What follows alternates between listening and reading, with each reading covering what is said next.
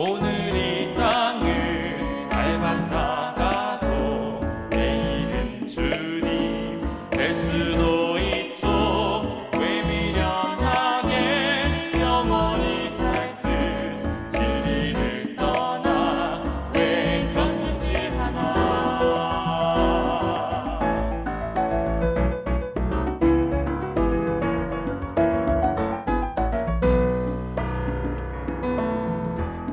오늘이라도 천국문 열고 그리던 주님 만날 것처럼 욕심도 없이 미련도 없이 매일 감사로 나 살고 싶어라. 내일이라도 주님 만나면 잘했다 칭찬 받을 수 있게 예수님 따라 좁은 길 따라 진리 붙들고 나 살고 싶어라. 오늘 이 땅을 밟았다가도 내일은 주님 될 수도 있죠. 왜 미련하게 영원히 살 듯 진리를 떠나 왜 그렇는지 알아. 오늘 이 땅을 밟았다가도 내일은 주님 될 수도 있죠. 주님 앞에서 순결한 신부로 흠도 티도 없이 나 살고 싶어라. 오늘 이 땅을 밟았다가도 내일은 주님 될 수도 있죠. 왜 미련하게 영원히 살 듯 진리를 떠나 왜 그렇는지 알아. 오늘 이 땅을 밟았다가도 내일은 주님 될 수도 있죠. 주님 앞에서 순결한 신부로 은도 때도 없이 나 살고 싶어라.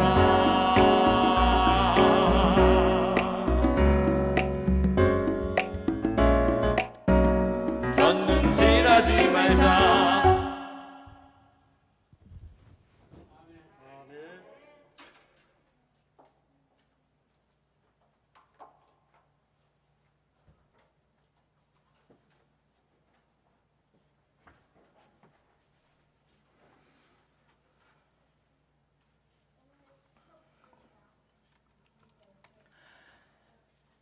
행복한 안식일 주님께서 저희의 삶과 함께 해주시기를 소망합니다. 오늘 이 땅을 살다가도 내일 주님을 만나게 될 수도 있는 것이 우리의 인생의 부정확함입니다. 우리의 인간의 한계이며 우리는 그렇게 한치 앞을 못 보고 살아갑니다. 그런데 많은 사람들이 그 위대한 진리를 잊어버린 채 영원히 살 것인 양 오늘도 눈앞에 있는 일들에만 집중하며 눈에 보이는 것들에만 만족하며 살아가는 경우들이 얼마나 많은지 모릅니다. 오늘 우리는 우리의 시야를 펼쳐서 우리의 눈으로 보이지 않는 세상을 보고 우리의 미래를 향하여 우리의 희망을 향하여 시간과 마음을 투자하는 결심의 시간을 갖고자 합니다. 특별히 우리의 미래의 기쁨이 될 어린이들을 온전히 세우는 일에 함께 동참해보자라는 목표의식을 갖고 이 비대면 예배 속에서 우리가 가장 가까이에서 가장 곁에서 만날 수 있는 우리의 자녀들과 손주들을 미래의 희망으로 만들기 위한 결심을 함께 해보고자 합니다. 옆에 있는 가족들이 있으십니까? 그 가족들을 여러분들의 희망과 소망으로 삼으시기 바랍니다. 당장에는 그 씨앗이 심기어진 것이 보이지 않을지라도 내일 오시게 될 위대한 하나님의 능력을 바라보게 되며 또한 주님께서 장차 그 아이를 통하여 이룩하실 놀라운 기적들을 바라보게 될 때 우리는 주님이 오실 때 오늘 있다가 내일 사라질 우리의 생명이 된다 할지라도 오늘 일 정말 잘했다고 칭찬해 주실 것이라 생각합니다. 저는 그 위대한 일을 함께 살펴보기 위하여 과학의 함정에 빠진 희망이라는 제목을 가지고 오늘도 창조의 섭리에 대하여 한 걸음 더 가까이 다가가 보고자 합니다. 먼저 신명기 32장 7절에 있는 말씀을 함께 읽어보도록 하겠습니다. 함께 읽어볼까요? 시작. 옛날 일을 기억하라. 역대를 기억하라. 내 아버지께 물으라. 그가 내게 설명할 것이요 내 어른들에게 물으라. 그들이 내게 말하리로다. 아멘. 오늘의 중심 성구는 우리에게 말하기를 옛날 일을 기억하고 역대 연대들을 생각해 보라고 말합니다. 그런데 그 방법이 아주 특별합니다. 옛날 일을 기억하려고 하니 이 아이가 그걸 기억할 수 있을까요? 새로운 미래들이 역대 연대들을 모두 다 이해하고 또 자신의 것으로 삼기가 쉬울까요? 그렇지 않습니다. 그래서 어떻게 하라고 말하고 있냐면 내 아버지에게 물어라. 내 어른들에게 이것을 물어라라고 말하고 있습니다. 이 말은 바꿔 말하면 아버지와 어른들은 이 옛날 일과 역대 연대들을 명확하게 설명할 수 있는 준비가 되어 있어야 한다는 것입니다. 또한 그 준비뿐만 아니라 그것을 하는 것이 이 아버지와 어른들의 사명이라는 것입니다. 오늘 우리는 과학의 함정에 빠져 있는 많은 희망들을 보게 됩니다. 우리의 어린이들이, 이 교회의 미래들이 현대 과학이라는 미명 아래 학교 교육이라는 그 모든 커리큘럼 안에 안타깝게도 침몰되어 가고 있습니다. 스펀지와 같이 아이들이 흡수한다는 것은 너무 잘 알고 계시리라 생각합니다. 아이들에게 기억절을 외우게 하면 얼마나 잘 외우는지 모릅니다. 어른들보다도 훨씬 더 빠르고 쉽게 외웁니다. 그리고 또 어릴 때 외운 이 기억절들은 평생을 좌지우지할 만큼 오랫동안 기억에 자리 잡기도 합니다. 이렇게 아이들은 종교를 배우기에, 으뜸되는 가르침을 배우기에 가장 중요한 자리에, 중요한 시기를 맞이하고 있는 것입니다. 그런데 이렇게 스펀지처럼 흡수하는 미래의 희망들이 학교를 대신 선택하게 됩니다. 종교를 버리고 학교를 선택한 결과 학교에서 가르치고 있는 수많은 가르침들로 인하여 학교의 정신, 학교가 말하고 있는 이야기들을 그대로 담은 채 양산되어져서 나오게 됩니다. 유치원부터 시작해서 이제 초등학교와 중학교, 고등학교와 대학교까지 나오게 되면 많은 사람들은 또 대학원까지도 나오죠. 그러면 인생의 거의 대부분의 시간을 학교에서 보내게 됩니다. 하나님께 헌신해야 될 가장 중요한 시간들을 다 학교에서 허비해버리게 됩니다. 그렇게 허비해버리고 난 뒤에 어떻게 됩니까? 그 결과 이 아이들은 철저한 비신앙인이 됩니다.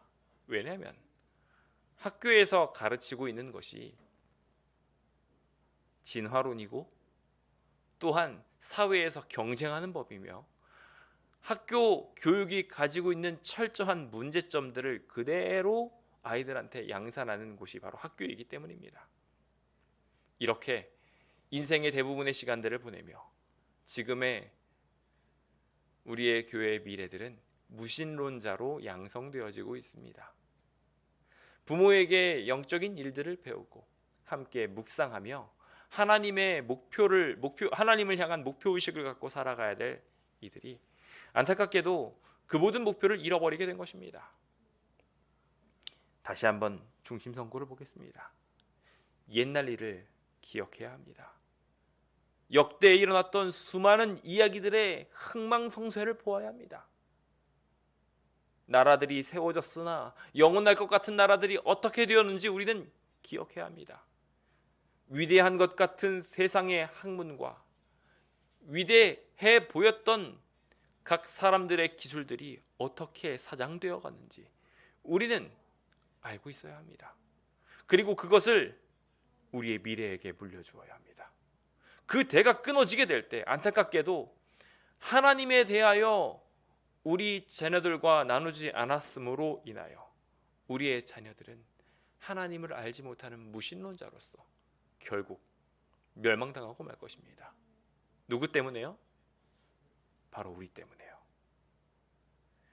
당신의 자녀를 멸망으로 이끌고 싶으십니까? 그 책임은 바로 여러분에게 있습니다. 여러분들의 자녀의 영적인 구원은 오직 여러분에게 달려 있습니다. 그 목표의식을 가지고 이제 하나님께 시간을 받은 만큼 이 비대면 예배라는 것을 통하여 어쩔 수 없이 우리가 우리의 가정에 있어야 하는 만큼 지금 이 자리를 전도의 자리로 삼게 되시길 간절히 바랍니다. 여러분들이 어떻게 예배를 드리는지가 전도가 될 것입니다. 여러분들과 함께 듣는 이 메시지가 전도가 될 것입니다. 어디서 예배를 드리는지도 모르게 구석에 처박혀서 조용히 예배를 드리는지 안 드리는지도 모르게 피해를 주면 안 돼 하고 숨어 있으면 절대 안 됩니다. 옛날 일을 기억하게 하고 역대 연대를 생각하게 하고 무엇이 어떻게 잘못되었는지 분명히 알게 우리는 각 위치에서 거룩한 전도자가 되어야 합니다. 오늘 우리는 이 사실을 함께 살펴보기 위하여 오늘의 주제로 함께 들어가 보자 합니다. 어린이들을 어린이답지 않게 만드는 학교 교육들, 현상에 의지하게 하고 그들의 꿈과 희망을 아주 현실적으로 만들어버리는 학교 교육들에는 그들의 보이는 것들을 의지하는 습성들이 있습니다. 우리는 그동안 창조에 대한 이야기들을 쭉 살펴보며 하나님의 창조의 능력이 세상 사람들이 보기에는 신화와 같지만 오히려 세상의 학문들이 더 많은 추측과 믿음이 필요하며 그들 또한 진화론이라는 신앙을 하고 있다는 것을 함께 보아왔습니다. 오늘 우리는 또 하나의 주제를 가지고 이 어린이들의 배우고 있는 학교 교육의 현실들, 그것을 함께 살펴보고자 합니다. 오늘의 키워드는 연대 측정법입니다. 이것이 얼마나 되었습니까? 라는 이야기들 하는 데 있어서 사용되는 방법인 이 연대 측정법들은 과학의 함정들을 여실하게 보여주고 있고 어린이들에게 심각한 문제를 심게 하는 그 문제점들도 여실하게 드러내주고 있습니다. 하나님의 섭리를 설명해 줄 수 있는 어른들이라면 이 함정들을 바로 이해하고 전달할 수 있어야 할 것 같습니다. 함께 연대 측정법과 현대 과학의 한계를 살펴보며 옛날 일을 기억하고 역대의 연대들을 잘 설명할 수 있는 주의 백성 되시길 간절히 바랍니다. 그럼 현대 과학에 빠져 있는 우리의 희망들이 도대체 과학의 어떤 맹점들에 의하여 파괴되어지고 있을까요? 첫 번째로 우리가 살펴보게 될 부분은 바로 경험되는 것들에 의존하게 하는 과학의 특성들에 그 함정들에 우리의 희망들인 어린이들이 빠져 있다는 것입니다. 쉽게 말하면 보이는 것들만 의지하는 삶을 살도록 교육받고 있다는 것입니다. 눈에 보여지는 현상들이 더 중요합니다. 그 방향성은 현대교육이 점차적으로 그것을 더 잘 드러내고 있는데 예전엔 같으면은 윤리나 도덕과 같은 것들의 비중이 더 높아졌는데 이제는 심지어 배우지도 않아도 되고 그 공부도 빼버려도 될 정도로 지금은 그러한 사상들을 학교에서 배우기는 하지만 중요하게 여기고 있지는 않습니다. 그것보다 더 중요하다고 말하는 것은 무엇입니까? 1 더하기 1이 더 중요합니다. 영어를 조금이라도 더 잘 써서 세계화에 앞장하는 것이 더 중요하다고 말합니다. 과학이 더욱 발전할 수 있도록 지금 열심히 현상들을 연구하는 게 더 중요하다고 학교 교육은 우리한테 말합니다. 즉 눈에 보이는 것들만 의지하게 합니다. 우리들은 왜 학교를 어린이들더러 가라고 하고 있습니까? 학교 교육이 남아서 우리의 삶의 기억으로 자리 잡고 있으십니까? 사인 코사인 지금 여기서 계산하실 수 있는 분 몇 분이나 계시겠습니까? 아마 거의 안 계실 겁니다. 그게 있었나라는 생각도 드실 거예요. 그렇다면 한국사 한강을 정복한 순서는 외우시는 분 계십니까? 한강을 정복했던 고구려의 순서, 백제의 순서, 백제가 먼저였어? 이런 것들 다 기억하시는 분은 없을 겁니다. 그게 우리의 삶에 무슨 유익을 주는 것도 아니에요. 그런데 왜 그것을 배우게 하셨습니까? 간단합니다. 학교 교육을 잘 받아서 좋은 대학에 들어가고 나면 좋은 직장에 들어가더라라는 그 경험 때문에 그 교육, 지금 받고 있는 교육이 하등 필요 없을 수도 있음에도 불구하고 그 교육을 잘 받아야 된다고 강조하고 있는 것입니다. 왜 공부해야 되는지도 제대로 모르고 어린이들은 그래서 그냥 단순히 좋은 직장을 얻기 위해서 이것을 배웁니다. 정말로 그것이 전부일까요? 사실 학교에서 배우는 모든 교육들도 보이지 않는 놀라운 역사를 이끌어 가시는 하나님의 시선 속에서 함께 공부하게 된다면 이 학교 교육들도 유익한 점들이 많습니다. 그런데 말입니다. 문제는 학교에서 강조하는 것들로만 끝나니까 문제인 겁니다. 어린이들이 학교 교육에만 매진하고 있으니 어쩔 수 없이 이 과학의 함정 속에 빠져서 우리의 희망들이 죽어가고 있는 것입니다. 경험되어지는 것들만 의존하고 보이지 않는 것들을 따라가지 않게 되는 비극이 우리의 어린이들 속에 어쩌면은 우리의 삶 속에도 함께하고 있을지도 모릅니다. 히브리서 11장 1절과 2절은 그것에 대하여 분명하게 짚으며 다음과 같이 말합니다. 함께 읽겠습니다. 믿음은 바라는 것들의 실상이요 보이지 않는 것들의 증거니 선진들이 이로써 증거를 얻었느니라. 믿음은 보여서 믿는 것이 아닙니다. 그러는 순간, 보이는 순간 안타깝게도 그것은 지식이 됩니다. 심지어 지혜도 아닙니다. 지식에 불과합니다. 그냥 그게 있구나 하고 아는 것에 불과합니다. 사단도 하나님 계신 거 압니다. 그리고 그것을 활용하여 인간들을 도리어 더 어렵게 만들지요. 우리는 하나님을 믿고 있습니까? 알고 있습니까? 세상에 대하여 하나님이 함께 하시는 놀라운 인도들을 믿고 있습니까? 아니면 그냥 알고만 있어서 세상의 방법대로 살아가고 있습니까? 우리의 자식들, 우리의 희망들한테 어떻게 증거하고 있으십니까? 우리가 증거하는 그것이 우리의 희망들이 올바로 설 수 있는 방법이 될 것이고 방편이 될 것입니다.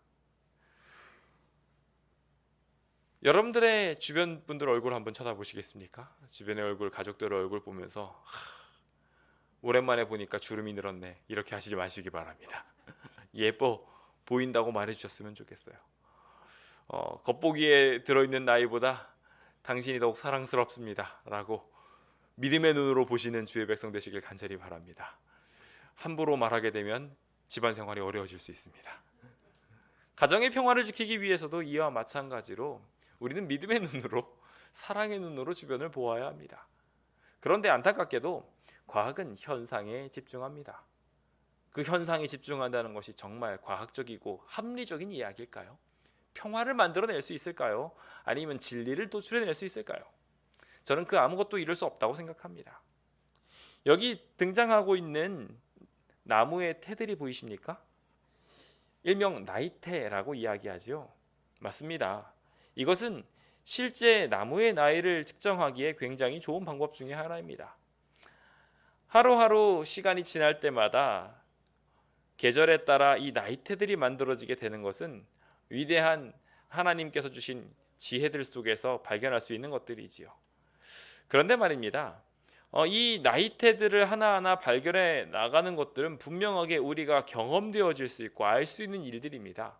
그런데 이 나이테가 하루 늘어나면 한 해가 지났다는 것을 알 수 있는 명확한 개념이 존재하여 모든 실상들을, 모든 경험되어지는 것들을 보는 그대로 다 판단할 수 있다고 과학자들은 말하지만 정말 그런가요? 그들의 경험이 완전한가요? 저는 그렇지 않다고 생각합니다. 여기 보이고 있는 그랜드 캐년의 성립을 인간의 경험으로 보고 알 수 있습니까? 지층이 쌓이는 걸 보시는 분 한 분이라도 계십니까? 못 보셨을 거예요. 과학적 실험으로 억지로 하는 것들이 한두 번 보셨을지 모르겠지만 연대를 측정하는 부분에 있어서 이러한 모든 것들은 불가능한 얘기입니다. 그래서 사실 이러한 연대를 측정하기 위한 방법으로 일단은 우리가 현상으로 알 수 있는 것들은 연대를 측정할 수 있습니다. 나무를 잘라내면 그 나이테를 보고서 알 수 있죠. 하지만 나머지 것들은 결과적으로 추정을 할 수밖에 없습니다. 현대의 경험을 통해 가지고 결과적으로 그것을 측정하기 위해서 추측할 수밖에 없다는 거예요. 인간의 경험이라는 것이 이렇게 한계에 봉착하게 됩니다. 그렇게 한계에 봉착하게 되는 가장 큰 이유는 인간이 보이는 것들에만 집착했기 때문입니다. 보이는 것들에 집착한 이상 안타깝게도 우리는 진리에 도달하기 어렵습니다. 연대를 측정하기 위해서 세상이 쓰고 있는 방법이 있습니다. 오늘 좀 어려운 시간이 되실까 걱정이 되는데 쉽게 생각하면 어렵지 않습니다. 여기 방사성 동위 원소라는 것을 통하여 사람들이 현대 연대들을 측정하고 있는데요.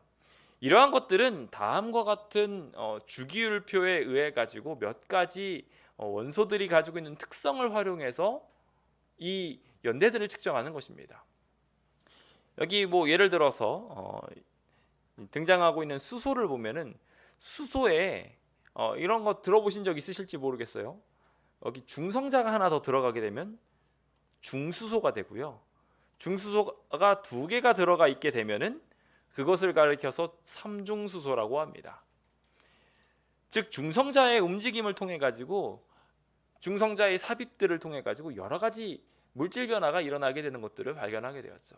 특히 2차 세계대전이 일어나게 되면서 전쟁에 사용하기 위해서 우라늄을 핵분열을 일으키는 도구로 활용하게 됩니다.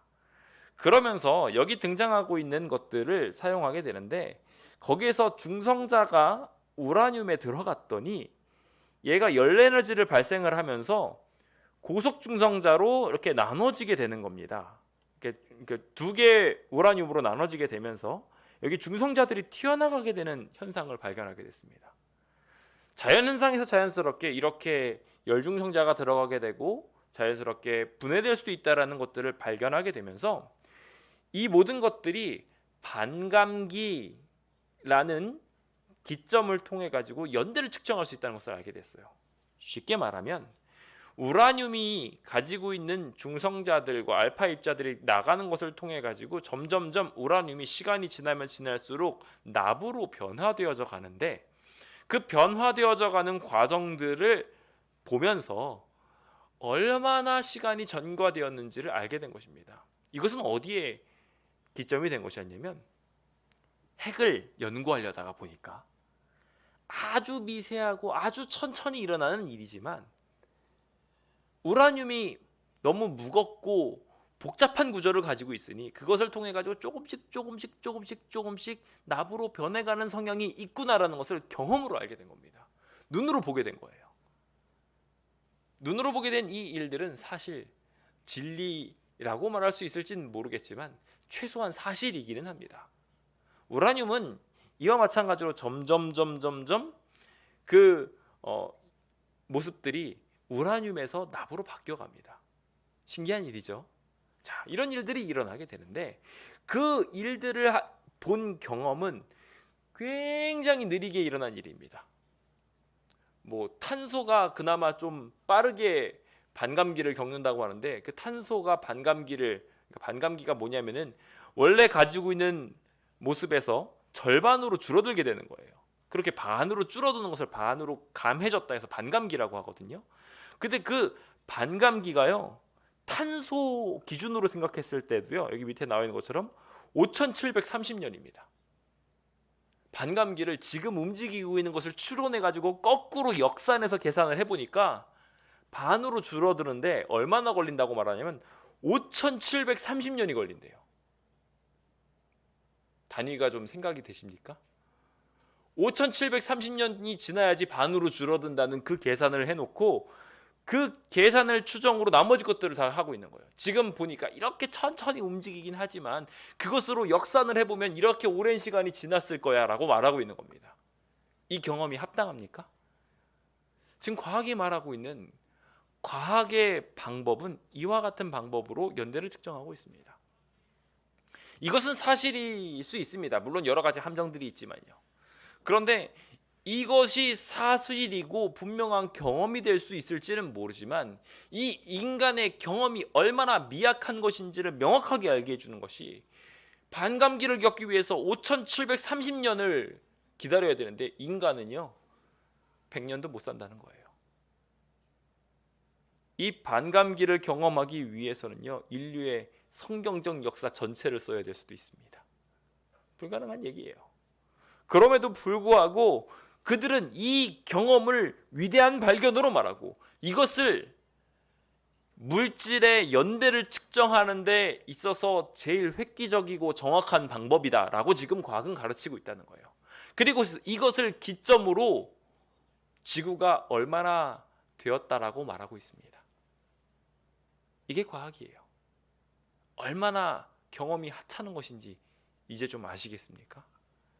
사실 세상 학문의 특성들은 이와 같은 특성들을 가지고 있습니다.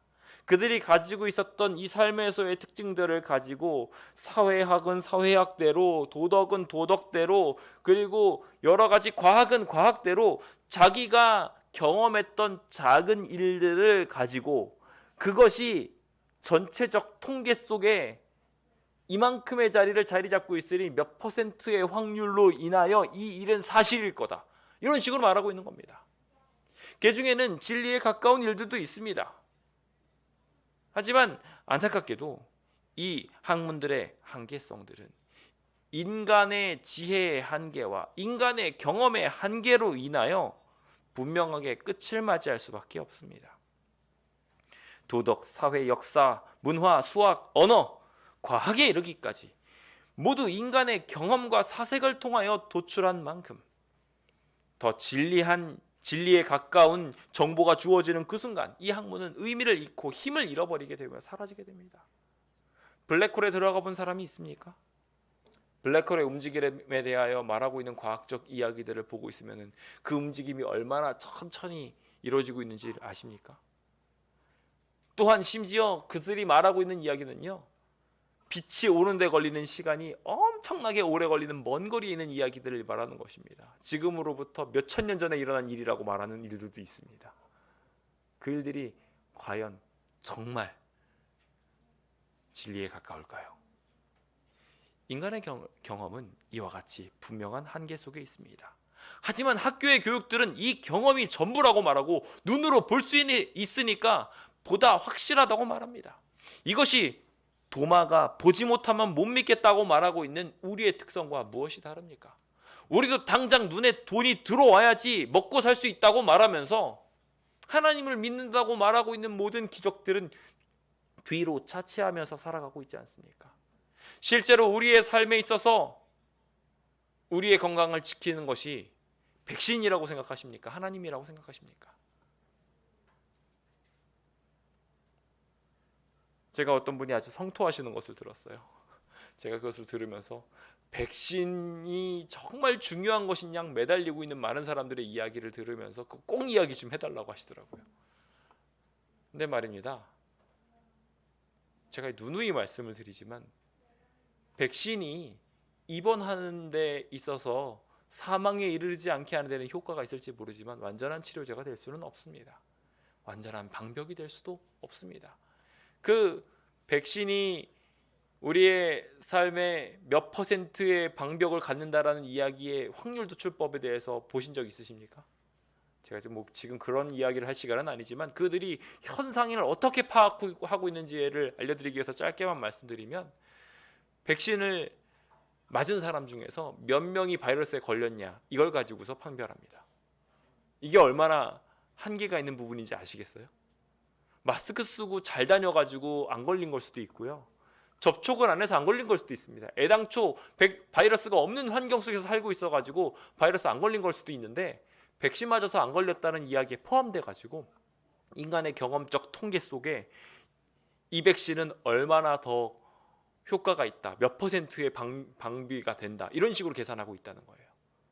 그러다 보니까 화이자 백신이 과평가되고 있는 이유들, 아스트라제네카에 비해서, 아스트라제네카 같은 경우는 그것을 실험한 곳의 환경이나 시기가 화이자와 달랐습니다. 그러다 보니까 지금 아스트라제네카가 훨씬 더 안 좋은 백신으로 지금 이야기가 되고 있잖아요. 일반적으로 받아들여지는 것이 꼭 그렇지만도 않아요. 근데 우리가 그런 모든 과정들을 뭘로 결정을 짓고 있냐면 이 한정적 경험을 통해서 하고 있다는 거예요. 우리의 시야와 우리의 경험을 통해서 이럴 거야 라고 생각하고 있는 문제들, 다 어디서 비롯된 것이냐면 이 과학적 사고, 현대적 학문적 사고에 빠져 있어서 일어나게 된 현실이라는 것입니다. 우리의 아이들이 이렇게 죽어가고 있습니다. 우리도 그렇게 바라보면서 살아가고 있으니 문제는 우리의 자녀들은 얼마나 더 심각하겠습니까? 보이지 않는 하나님의 놀라운 역사가 우리를 지키고 있다고 말하지 못하고, 우리는 과학적 경험적 통계 속에 그냥 하나님을 없는 존재인 양 무신론자처럼 살아가고 있지 않습니까? 로마서 8장 25절은 우리가 보지 못하는 것을 바라고 있다면 죽음 너머를 바라보고 있고, 보지 못하는 아름다운 세상들을 꿈꾸고 있고, 사랑의 세상들을 이루고자 바라고 있다면 참음으로 기다려야 된다고, 하나님의 역사하심을 기다려야 된다고 분명하게 말하고 있습니다. 도마는 보지 못하면 믿지 못하겠나라고 말했습니다. 어쩌면 우리도 그와 같이 말하는 학문적 현대인이 아닌가요? 학교 교육을 받고 있는 무신론자는 아닌가요? 이 시간 기도하며 온전한 주의 백성으로 거듭나기로 결심하시고, 또한 이것을 우리의 자녀들에게, 우리의 미래들에게 분명하게 가르쳐 줄 수 있는 주의 백성 되시길 예수님의 이름으로 축원드립니다. 두 번째로 우리가 주목하게 되는 것은 이 과학의 함정에 빠져 있는 희망들이 이 경험적 통계를 통해서 자연스럽게 일어나는 또 하나의 문제에 노출되어 있다는 것입니다. 일부를 통하여 경험적으로 한계적으로 보다 보니 나머지 것들은 어떻게 됩니까? 보이지 않는 많은 것들은 일부를 통해 전부를 추측하게 되는, 즉 인간의 한계로 창조의 섭리를 가늠하게 되는 그러한 추측성 문제를 일으키게 됩니다. 함께 욥기 11장 7절에 있는 말씀을 읽어볼까요? 읽겠습니다. 시작. 내가 하나님의 오묘함을 어찌 능히 측량하며 전능자를 어찌 능히 완전히 알겠느냐. 인간의 지혜로 얼마나 많은 것들을 알 수 있을까요? 분명히 한계가 있다는 거 우리 다 알고 있습니다. 욥기 38장 37절은 누가 지혜로 구름의 숫자를 세겠느냐고 물어봅니다. 모래는 어떻게든 셀지 모르겠어요. 그렇죠? 추측하죠. 그것도 정확하게 계산할 수 없죠. 인간의 머리카락도 과학적으로 어떻게든 계산해 보겠다고 하겠지만 구름 어떻게 세시겠어요? 하늘의 물주머니를 어떻게 기울여서 비를 억지로 내리게 하고 어떻게 다시 증발시켜서 그것이 다시 구름이 되게 만들겠습니까? 인간의 과학으로 그게 가능한가요? 소량의 물을 끓이는 것은 가능할지 모르겠지만 비구름을 만들어내고 비를 멈추게 하는 일은 오직 하나님만이 하실 수 있는 일입니다. 그런데 문제는 인간의 과학은 이것을 과학적으로 풀이하며 그 이상의 것들을 할 수 있는 것처럼 상상하게 만들고 축축하게 만듭니다. 오늘의 연대를 측정하는 것 또한 마찬가지로 그 일들 속에 포함됩니다. 과학적으로 우주의 나이를 약 150억 년이라고 말합니다. 재밌죠? 이 150억 년이라는 기간은요, 이러한 우주가 팽창되는 속도를 측정하면서 그냥 어림짐작으로 이 정도 됐을 거다라고 말하는 빅뱅 이론에서 말하는 것입니다. 어림짐작이에요. 결국 그들은 약이라는 단어를 사용할 수밖에 없고 그것도 어쩌면 이랬을 것이다 라고 말할 수밖에 없습니다.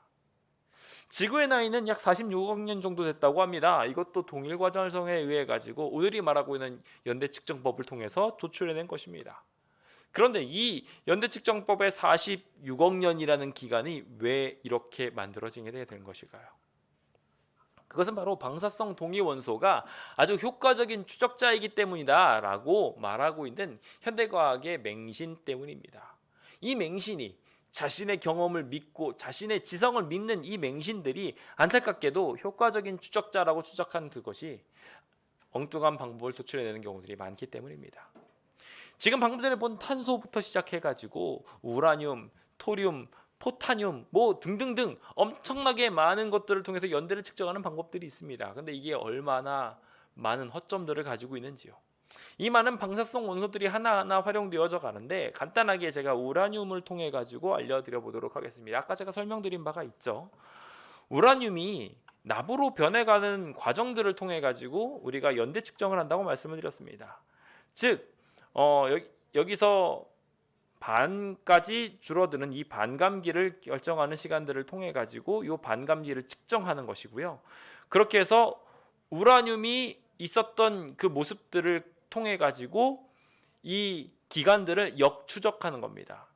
뭐 예를 들어서 자, 여기 I130이라는 것이 있습니다.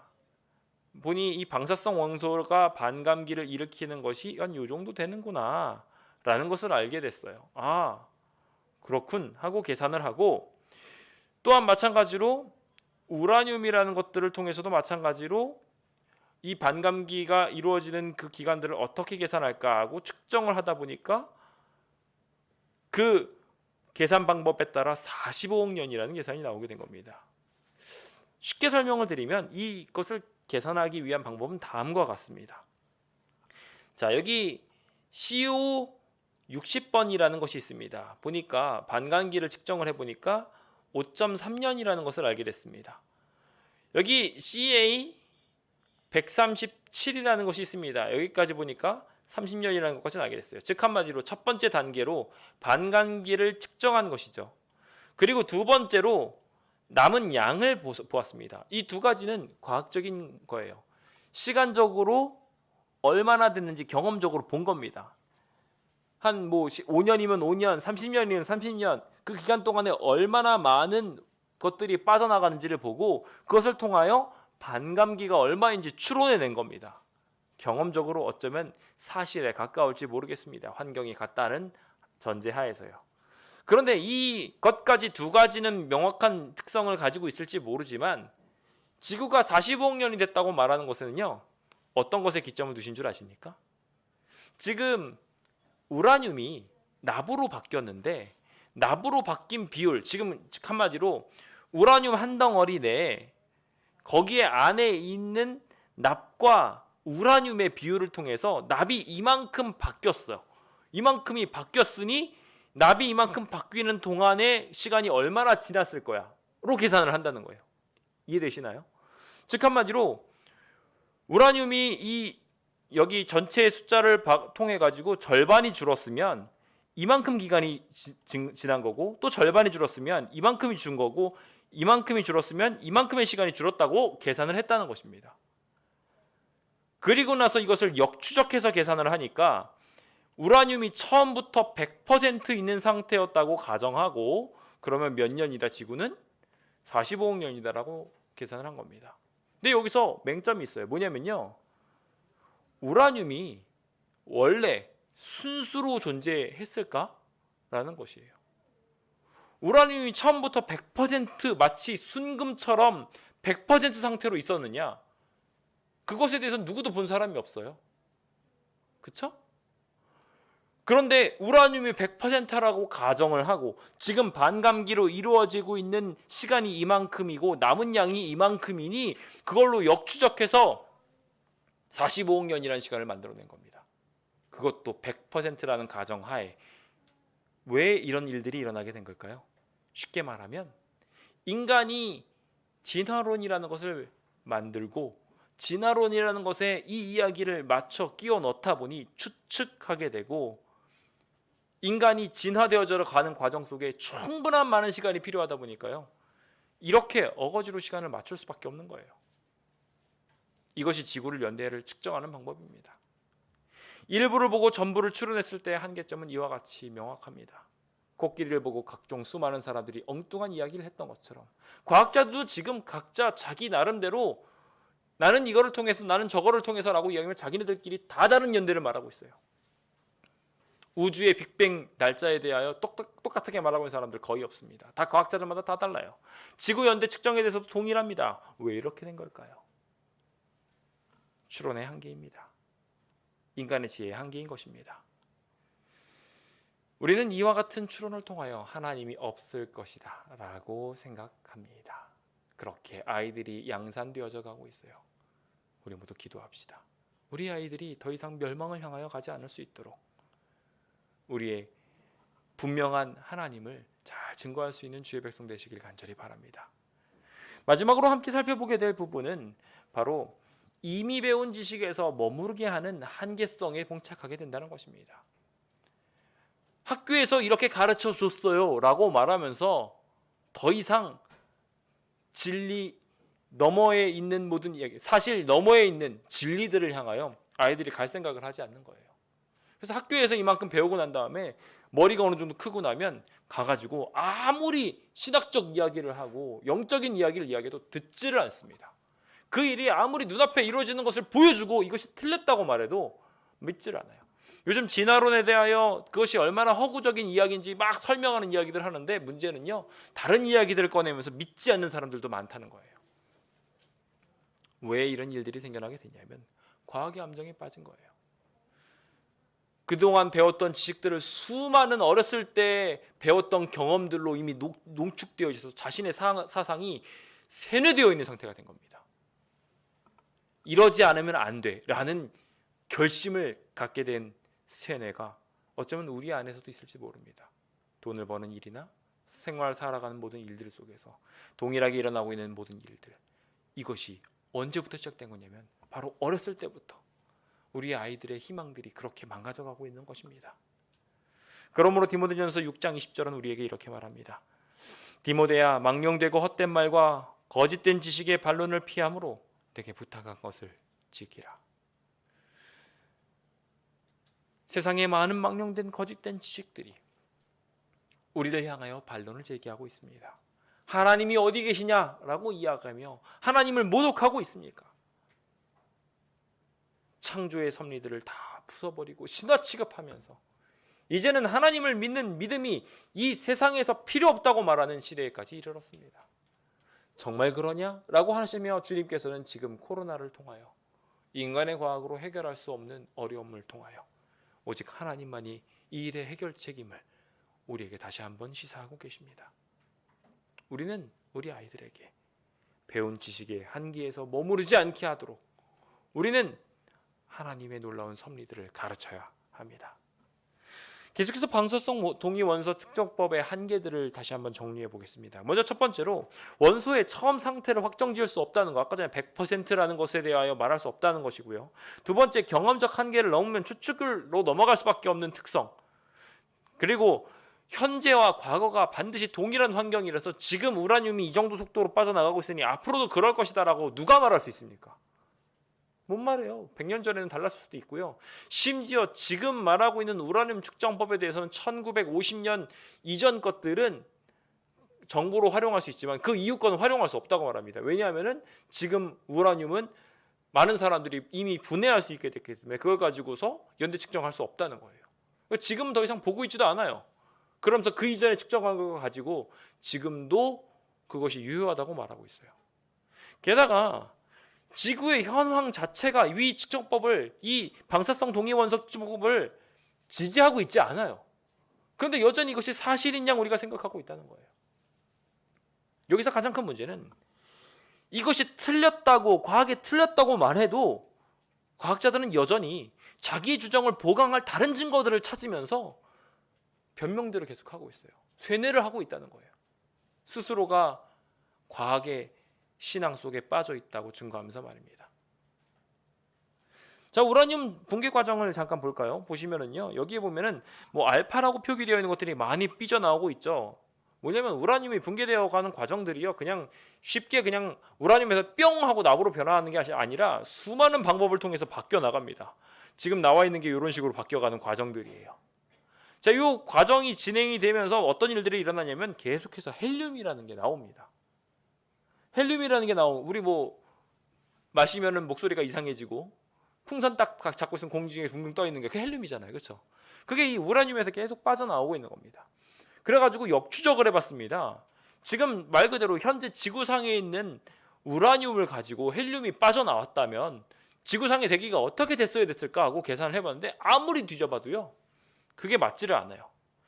간단하게 예를 들어서 우라늄만 한 200만 개 정도 있다고 생각을 하고 반감기를 한 번만 겪었습니다. 그래서 그러면 어떻게 될까요? 납이 100만 개가 되고 우라늄이 100만 개가 돼야 돼요. 그리고 난 다음에 여기에서 헬륨이 8번이 나오기 때문에 헬륨이 800만 개가 돼야 됩니다. 그런데 실제로 측정해 보니까 헬륨의 비율이 800만 개 정도는 돼야 될 양이 8개밖에 없어요. 그러니까 이만큼의 우라늄이 붕괴되면서 헬륨 다 어디 갔냐는 거예요. 과학자들은 다 우주로 날아갔을 거다. 왜 이게 다 뜨지 않느냐? 그럼 그 근처에 있는 모든 것들도 대기도 측정해 보면 나올 텐데 그런 것도 다 무시하고 그냥 어딘가로 사라졌을 것이다. 방출됐다고 말합니다. 처음부터 섞여 있었다가 더 합당한 일임에도 불구하고 처음부터 우라늄은 100%였을 거야 라고 가정하고 넘어간 것을 절대로 깨부수지 않는 거예요. 그렇게 되는 순간 45억 년이 사라져 버리니까요. 자, 그렇다면 한 번 더 다른 증거를 보여드릴까요? 그랜드 캐년에 있었던 일입니다. 사실 이 방사성 동위 원소를 측정하기 위해서는요, 이 모든 방법들을 분명하게 계산할 수 있는 분명한 지층에서만 꺼내야 합니다. 퇴적암에서는 이미 그 전에 방사성 동위 원소들이 빠져나간 것일 수도 있기 때문에 거기 있는 것들을 가지고서는 그 연대를 측정할 수 없다는 거예요. 무슨 말이냐면 이 그랜드 캐년에 있는 모든 반석들은 이제 퇴적된 건데 어디에서 굴러 들어온 돌인지 모르는데 그 돌은 옛날부터 계속해서 반감기를 겪었을 수도 있다는 거예요. 그렇기 때문에 그 퇴적암에 있는 동위 원소를 가지고서는 연대를 측정할 수 없다는 거예요. 과학의 비겁한 별명 중에 하나죠.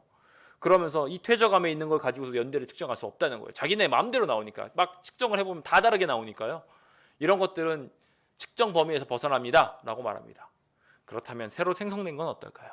자, 여기 그게 있습니다. 그랜드 캐년에 보면은 여기 있는 부분에 이렇게 용암이 새로 나왔습니다. 새로 생성된 지층이에요. 자, 그렇다면 누가 제일 먼저 만들어진 건가요? 제일 먼저 만들어진 건 A죠. 그리고 이렇게 잘려 나갔고 B가 만들어졌죠. 자, 그 다음에 새롭게 용암이 분출돼서 이렇게 만들어진 겁니다. A, B보다 이 C가 훨씬 더 늦게 만들어진 겁니다. 그렇죠? 그래서 여기 있는 거를 떼다가 측정을 해봤습니다. 측정을 했는데 다 다르게 나왔어요. 같이 나와야 되는데 다 다르게 나온 것뿐만 아니라 더 심각한 문제가 있습니다. 뭐냐면요, 그 중에 일부가 26억만 년 전으로 나온 겁니다. 26억만 년 전이요. 그런데 여기 있는 지층은 고생대 3억 년 전 거고요. 그리고 선캄브리아 기간에 있는 요 지층을 통해 가지고 검색을 해봤더니 100억만 년 전까지 것밖에 안 나왔어요. 무슨 소리예요? 지금 가장 마지막에 만들어진 이 원소가 새로 만들어진 지층이니까 그걸 통해 가지고 계산할 수 있는 것이 가장 최신의 것이 되어야 되는데 오히려 마지막에 만들어진 지층의 것이 26억만 년 전 거가 됐다는 거예요. 그러니까 납이 지 맘대로 섞여 있었다는 거예요. 우라늄에도 탄소에도 등등에도 다 다르게 동위 원소에 그렇게 들어가 있었다는 것이 이미 과학적으로 밝혀졌습니다. 그런데 그것에 대하여 신기한 일이다 라고 말하고 넘어가 버리고 있습니다. 과학자들은 그것을 인정하지 않아요. 그것뿐만이 아닙니다. 이 산대연대 추정법을 통해서 지층들에 들어가 있는 많은 짐승들에 있는 것들을, 짐승들의 연대들을 측정할 수 있는데 이 연대를 측정하는 것들에 이제 탄소 연대 측정법이라는 방법을 통해 가지고 많이 이용을 하는데, 탄소 연대 측정법이란 생물을 언제쯤 있었을 거야라는 것들을 측정하는 방법으로 태양광을 통해 가지고 태양이 가지고 있는 특별한 에너지가 우주선이라고 일반적으로 이야기하는데 그 강력한 우주선이 우리 지구상에 있는 80%에 해당하는 질소와 만나게 되면요, 질소가 이상적으로 변화를 일으키면서 갑자기 탄소가 됩니다. 다른 탄소들은 우리가 먹어도 마셔도 다 그냥 사라지고 없어져 버리는데 이 탄소만큼 우리 뼈에 남아요. 이 뼈가 우리 안에 남아있게 됐다가 그 짐승이 딱 죽게 되면, 그 존재가 죽게 되면 그 다음부터 빠져나가기 시작합니다. 그것을 이용해 가지고 지금 생물의 탄소 연대 측정법을 하게 됩니다. 그래서 이 짐승이 언제적 짐승이다 라고 말하는 계산을 이와 같은 방법으로 하게 되는데, 이 과학적 방법을 통해 가지고 이렇게 짐승들의 연대를 측정했다고 말하고 있는데, 문제는 이 이야기들을 통해 가지고 말하고 있는 계산 방법대로 계산을 해봤을 때 허점들과 맹점들이 얼마나 많이 등장하는지 모릅니다. 간단한 예를 들어보면요, 제가 다음 슬라이드에 준비한 것 같은데, 이 내용을 보시면은 공룡의 뼈를 가지고 와가지고요, 공룡의 뼈라고 말 안 하고 그 뼈다구를 보내서 탄소 연대 측정 방법을 결과를 알려달라고 말했습니다. 그랬더니 그 사람들이 연대를 딱 측정을 해가지고 이 뼈의 연대는 얼마입니다 하고 알려주냐면 10,000년 정도 됐습니다 라고 말하고 있어요. 10,000년이 됐다는 거는요, 공룡은 그보다 훨씬 더 몇 억 년 전에 있어야 되거든요. 그런데 지금 10,000년밖에 안 됐다고 말한 거예요. 말을 안 하고 객관적으로 보냈더니 지금 현재 탄소 연대 측정법이 이렇게 한계가 많아요. 게다가 앞서 말씀드렸던 이 탄소 연대 측정법이라는 것이 지금과 환경이 같았을 때 얘기인데, 지금 우리의 대기들은 점점 더 우주선으로부터 보호를 받지 못하고 있어요. 오존이 뚫리고 그러면서 지금 더 많은 질소들이 탄소로 바뀌어지는 일들이 이루어지고 있는데, 똑같은 비율로 예전에도 있었다라고 말할 수 없다는 거죠. 그렇죠? 예전에 있는 짐승들은 훨씬 더 적은 탄소 함량이 들어있는 것을 먹고 자랐을 수도 있는데, 그것을 가지고 걔네들이 적으니까 그만큼 더 많은 반감기를 겪었을 거야 라고 말하면서 연대를 몇만 년으로 늘려버린다면 거짓말이라는 거예요. 게다가 이 젊은 지구에 대한 증거로서 보석들을 보면 그걸 알 수 있어요. 이게 지금 탄소로 만들어진 거 알고 계시죠? 다이아몬드가. 네. 그런데 여기에 보면은 여기서 만들어진 이 반감기와 전혀 맞지 않는 것들이 존재합니다. 이 안에 탄소들이 존재하는데 탄소의 양이 지금 엄청나게 많이 남아 있는 거예요. 이것은 이 광물이 옛날 이 보석이 만들어지려면 아주 오래전에 고열을 통해서만 지구 초기에나 만들어졌어야 되는데, 이것들이 지금 존재하는 것들은 아주 젊은 지구, 한 6,000년밖에 안 된 지구라는 것을 분명하게 설명하고 있습니다. 오늘도 시간이 너무 많이 가버려서 제가 다 말씀드리지 못하는 게 너무 아쉽지만, 지금 과학자들은 이와 마찬가지로 수많은 과학적 증명들이 공룡의 뼈에 대하여 10,000년 정도라고 말하고 있고, 보석들이 분명하게 지구가 아직도 젊다고 말하고 있음에도 불구하고 이 모든 것들을 무시하면서 여전히 이 지구는 45억 년 되었어 라고 말하고 있어요. 베드로서 3장은 현대 과학자들이 말하고 있는 모든 정신들을 이렇게 정리합니다. 말세 조롱하는 자들이 와서 자기의 정욕에 따라 행하며 조롱하여 이르되 주께서 강림하신다는 약속이 어디 있느냐?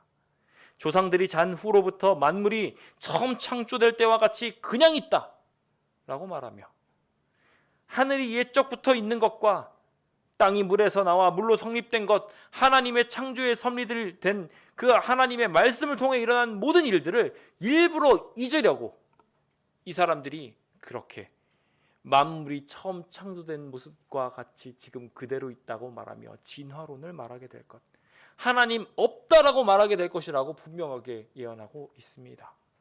그리고 그들은 결국 예언된 경건치 않은 자들은 심판의 대상이 될 것이라고 말합니다.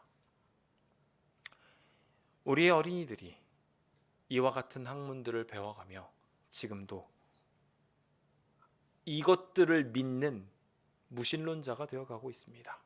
이것들을 주창하는 무신론자가 되어가고 있습니다. 그렇게 되어가며 지금 이 코로나 시대를 겪고 있는 것입니다. 그들은 현실만 믿을 것이고 하나님을 부인할 것입니다. 그 결과 그들은 신앙을 버리게 될 것이고 그것의 끝은 결국 멸망이 되고 말 것입니다. 이제 돌들의 뜻을 물어보고 있는 우리의 자녀들에게 우리는 어떻게 말해야 하겠습니까? 이 돌들이 무슨 뜻이냐라고 말할 때 이 돌들에 담겨있는 의미들을 바로 알고 세상 학문의 한계를 분명하게 가르치며 과학적 사고방법에 노출되어 있는 아이들에게 보이지 않는 세상을 통해 하나님이 분명히 존재한다는 것을 알려줄 수 있는 주의 백성 되시길 간절히 바랍니다. 혹 이것이 너무 어려운 일이라고 생각하십니까? 하실 수 있어요.